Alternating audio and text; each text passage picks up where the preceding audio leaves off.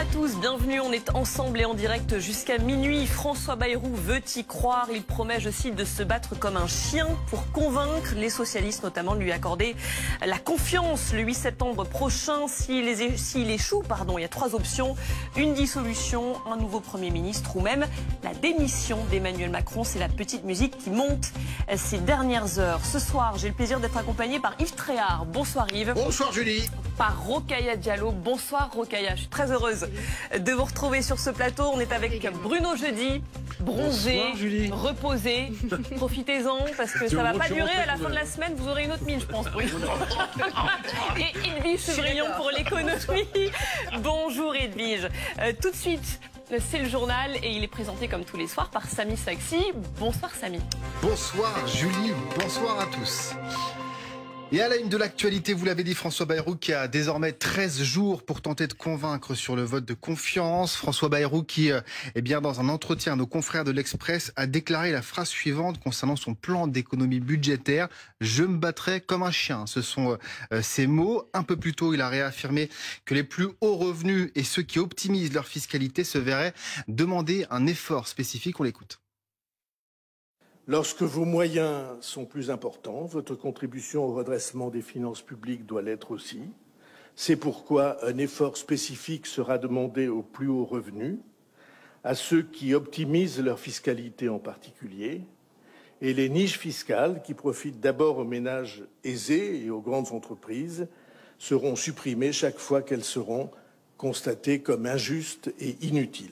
Dans l'actualité également, Samy, Emmanuel Macron qui répond à Benyamin Netanyahou. Oui, une semaine, vous savez, après les accusations d'inaction de Benyamin Netanyahou envers la France en matière de lutte contre l'antisémitisme, Emmanuel Macron lui a répondu dans une lettre publiée par nos confrères du Monde. Voici ce qu'il dit. Les accusations d'inaction offensent la France tout entière. Et il a ajouté sur Gaza: je vous appelle solennellement à sortir de la fuite en avant meurtrière et illégale d'une guerre permanente à Gaza qui expose votre pays à l'indignité et votre peuple à une impasse, à cesser l'illégale et injustifiable recolonisation de la Cisjordanie. Et alors, ces images que je voulais vous proposer ce soir de manifestations monstres à travers presque tout le pays, en Israël, Tel Aviv, mais également en Jérusalem. Voici celle de Tel Aviv. C'était il y a quelques minutes pour demander la fin de la guerre à Gaza et la libération de tous les otages.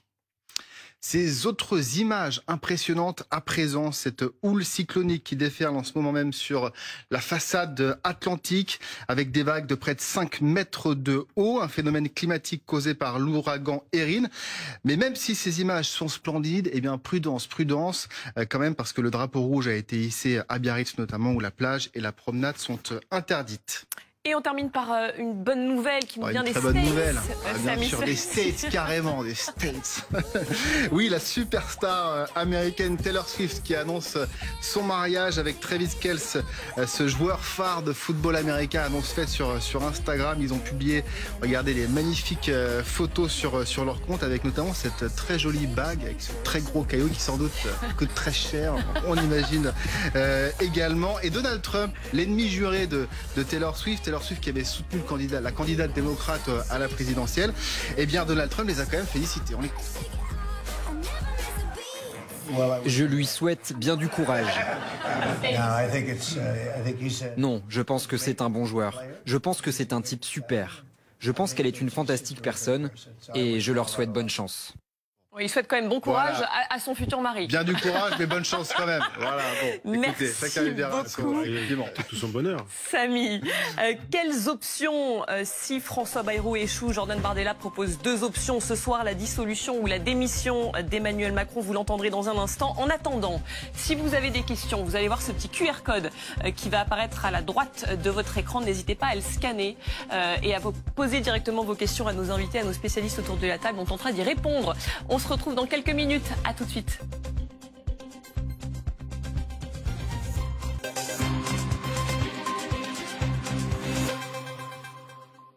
François Bayrou refuse de baisser les bras et se donne 13 jours pour convaincre les partis d'opposition, en particulier les socialistes, de lui accorder la confiance le 8 septembre prochain. Mais les espoirs sont maigres et forcément, on s'interroge sur l'après. Il y a trois options pour résumer. Un nouveau Premier ministre, une dissolution ou un départ d'Emmanuel Macron, hypothèse évoquée dès hier par Yves Tréhard sur ce plateau. Et c'est une petite musique qui semble monter. Jordan Bardella en a remis une couche tout à l'heure chez nos confrères de TF1. En plateau pour en parler, Yves Tréhard, Edwige Chevrillon, Bruno Jeudi, Rokhaya Diallo et nous ont rejoint à l'instant Jérôme Sainte-Marie, président de l'Institut de sondage Polling Vox et conseiller du RN, bienvenue à vous, et Richard Ramos, député Modem du Loiret. Bruno Jeudi, j'aimerais quand même commencer par vous. C'est réellement une hypothèse, c'est une hypothèse plausible qu'Emmanuel Macron démissionne? Alors à ce jour, non, pas du tout. Là, pour l'instant, c'est peut-être et sans doute même le rêve de certains opposants. Hein. Jordan Bardella, on l'a entendu ce soir. Jean-Luc Mélenchon, lui, il veut le destituer, donc il va encore un peu plus loin, ce qui a peu de chances d'arriver. Jean-François Copé aussi. Mais il y a d'autres voix, effectivement, dans des partis dits de gouvernement, à LR, certains, au PS, on en a entendu aussi. Enfin, voilà, effectivement, c'est une musique qu'on va entendre, sans doute de plus en plus.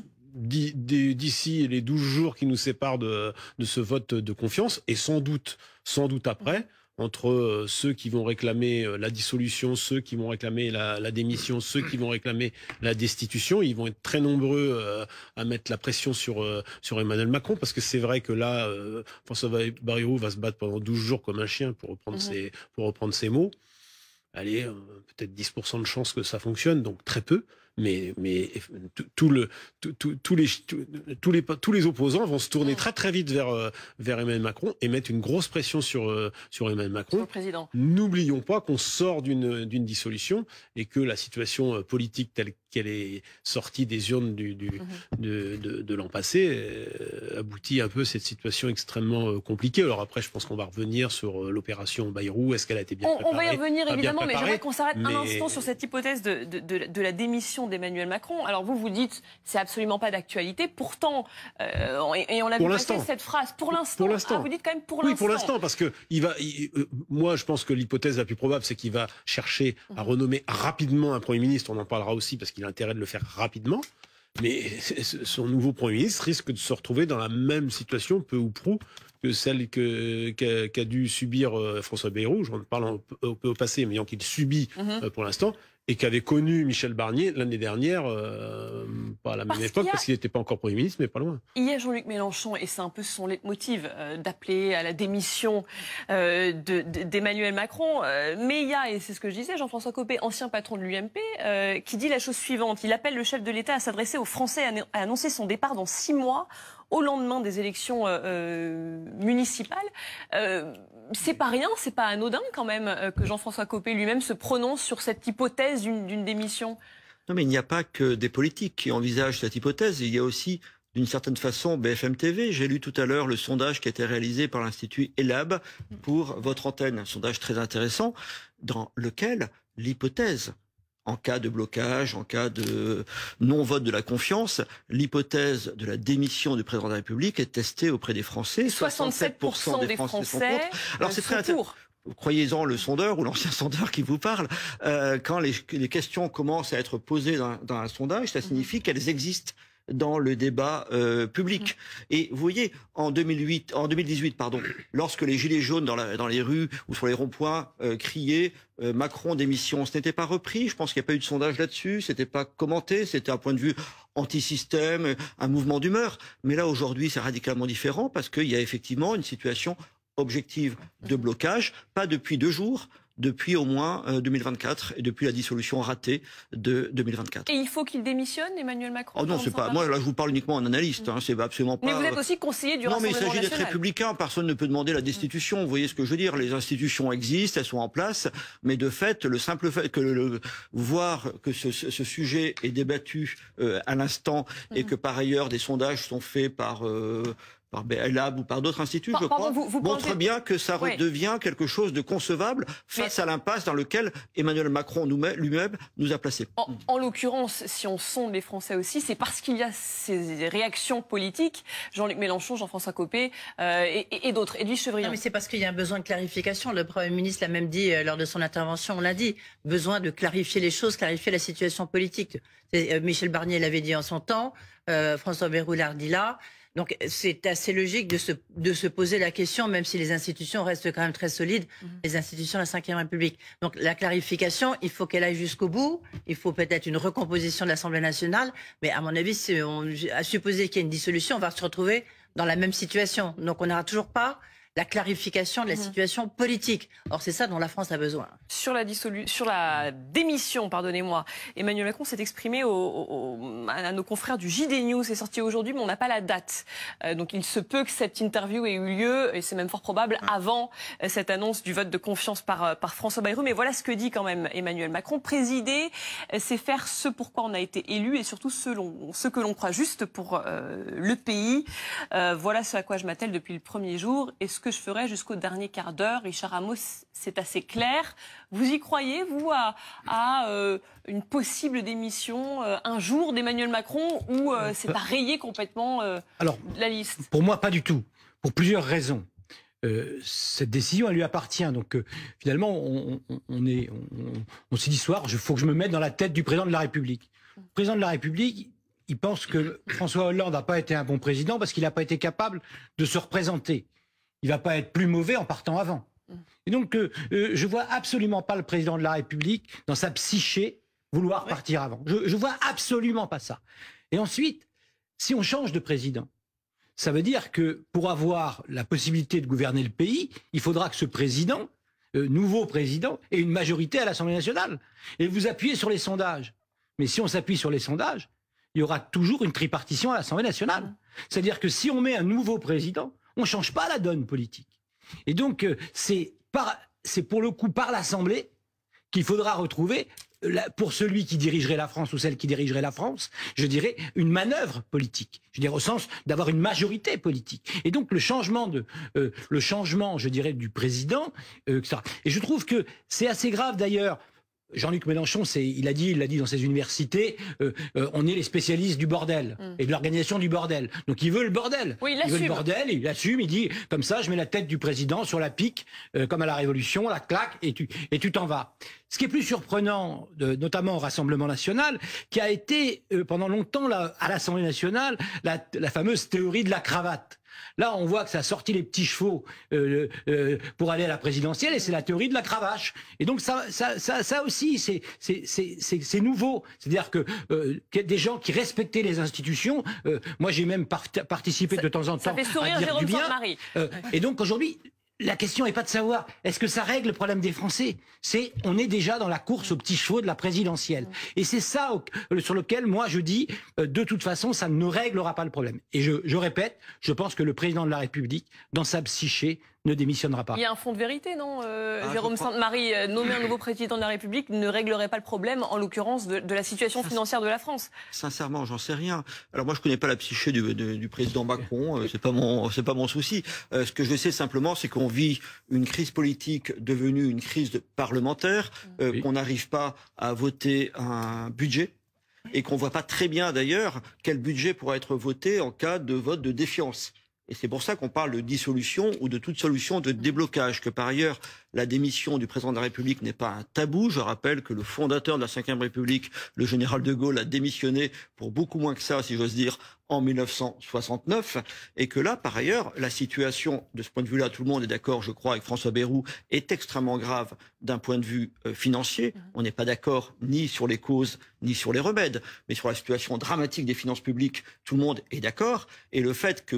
on dirait pas, puisque visiblement, ils doivent se prononcer le 8 septembre sur le principe même de l'urgence de la situation et du montant des économies de l'ordre de 44 milliards d'euros, et tout le monde est contre. Adopter les solutions de ceux qui nous ont amenés à cette situation, effectivement, me paraîtrait quelque chose de terrible. Évidemment, encore une fois, ni Mélenchon d'ailleurs, ni le Rassemblement national n'ont été au pouvoir, Mélenchon à peine, à l'époque de Jospin, et tout ça fait qu'effectivement, les choix qui ont été faits, y compris au niveau européen, nous amènent dans cette situation catastrophique où, de fait, nous on se retrouve quasiment à la merci des marchés financiers. Yves. Moi, je crois que la situation, elle est très grave parce que le sondage dont vous faites état, là, c'est un sondage qui est d'une noirceur absolue. Vous parlez du sondage Elab. Elab. Et qui montre quoi? Qui montre qu'il y a un divorce, mais plus profond que jamais, entre le personnel politique et les Français. En fait, ils veulent tout envoyer balader. Tout envoyer balader. Et le président de la République, et le Premier ministre actuel, et la dissolution, ça ne changera rien du tout. Ce sondage est terrible, mais terrible. Et je pense que, contrairement à ce que vous dites, personne ne fait le constat, majoritairement, que la situation est financièrement grave et budgétairement grave. La preuve, c'est qu'il y a énormément de Français qui disent « Mais attendez, on en a marre, on bosse comme des malades ». Oui, parce que c'est vrai que François Bayrou, on peut lui faire beaucoup de reproches, mais entre sa conférence de presse du 15 juillet et celle de cette semaine, mais surtout celle du 15 juillet, il a exposé une situation, en gros un diagnostic, qui est tout à fait assez factuel. Bon, alors il y a des partis qui contestent un peu. Voilà. On peut contester le niveau d'économie qu'il faut faire. 44 milliards. Moi, j'ai entendu plusieurs ministres de l'économie qui disent il a chargé la barre, on aurait pu être à 25 ou 30. Bon.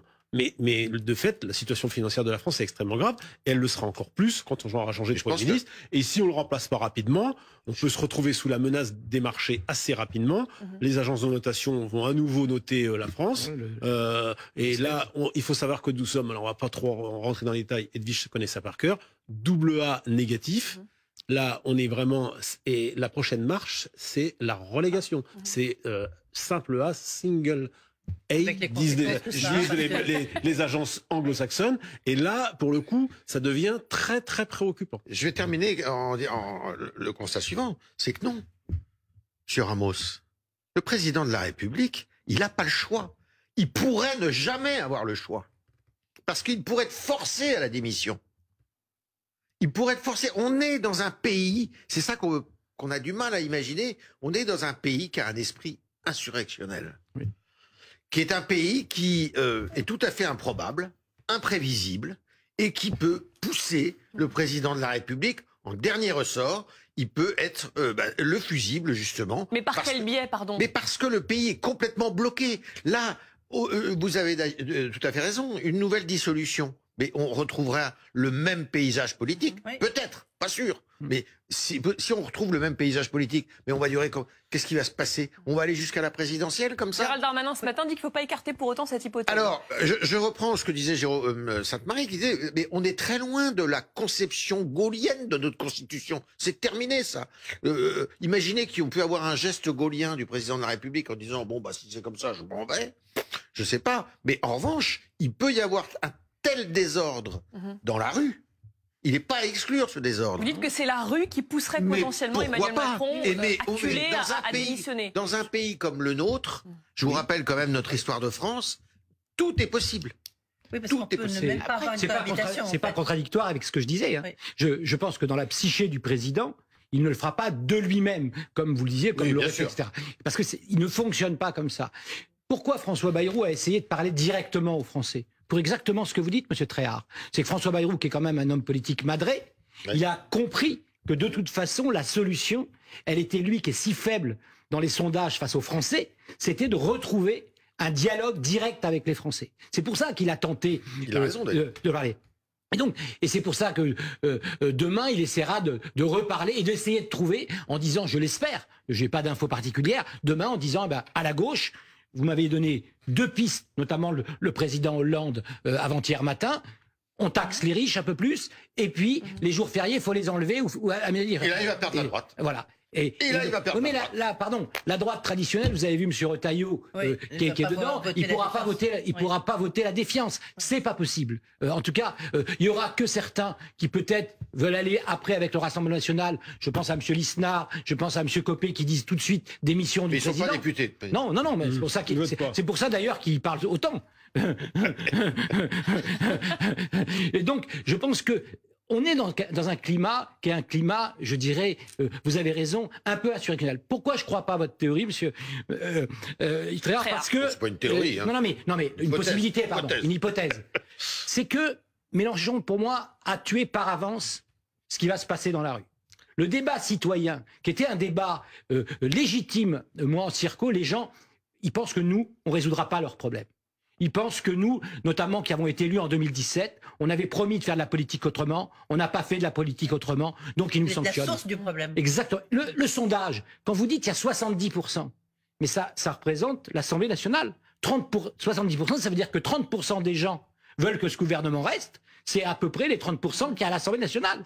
Et les deux autres bloquent, en gros, 35%, je donne un peu en volume l'avantage au Rassemblement national, plus l'extrême droite, ça fait le reste. Donc finalement, le sondage de la destitution, c'est la même constitution que la représentation à l'Assemblée nationale. Et donc, vous avez raison, mais je crois que la reprise politique, la confiscation de la pensée du peuple par Mélenchon, je pense qu'elle ne permettra pas peut-être un élan qui aurait été populaire et insurrectionnel. En tout cas, c'est ce que je crois.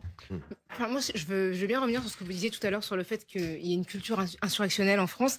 C'est vrai, mais je pense qu'on ne peut pas écarter le fait qu'il y ait quand même une hostilité particulière à l'égard d'Emmanuel Macron. C'est-à-dire que ces 2 mandats ont été ponctués de mouvements sociaux hors du commun par leur proportion, qu'il s'agisse des gilets jaunes, des mouvements des personnes qui sont mobilisées dans le cadre des réformes contre les retraites.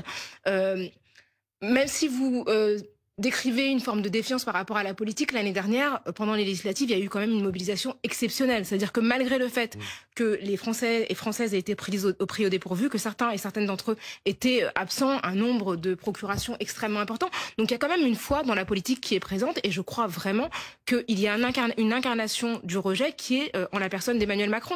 Et elle est d'autant plus forte que le résultat des législatives ne s'est jamais traduit dans les gouvernements qui ont été formés depuis, et je pense que ça contribue effectivement à la colère de la population et au fort désir de voir autre chose survenir. Bourgaïa a décidé de nommer un nouveau Premier ministre macro-compatible de gauche. L'hypothèse de Bernard Cazeneuve, par exemple, refait un peu surface. Vous dites non, Richard Amos? Non, pas Bernard, parce que la problématique de mettre quelqu'un de gauche, c'est de désarimer la gauche des LFI.